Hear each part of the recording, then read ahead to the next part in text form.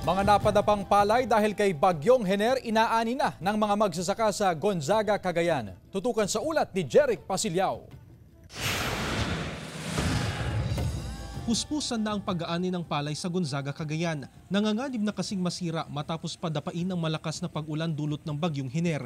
Nangangamba ang ilan na mas lalong masira ang mga palay kung hindi pa aanihin dahil sa habagat. Ilang butil din daw ang nasira dahil sa malakas na hangin dulot ng nagdaang bagyo. Puspusan na ang pagbibilad ng palay ng mga magsasaka sa Marcos, Ilocos Norte. Ilang araw na kasing nakatenga sa sako at nanganganib ng masira ang mga aning palay dahil basang-basa na nakaimbak. Ang ibang palay ay nag-umpisa ng mangitim dahil hindi mapatuyo dahil sa Bagyong Hener. Naani raw ang mga palay bago pa dumaan ang bagyo sa lalawigan.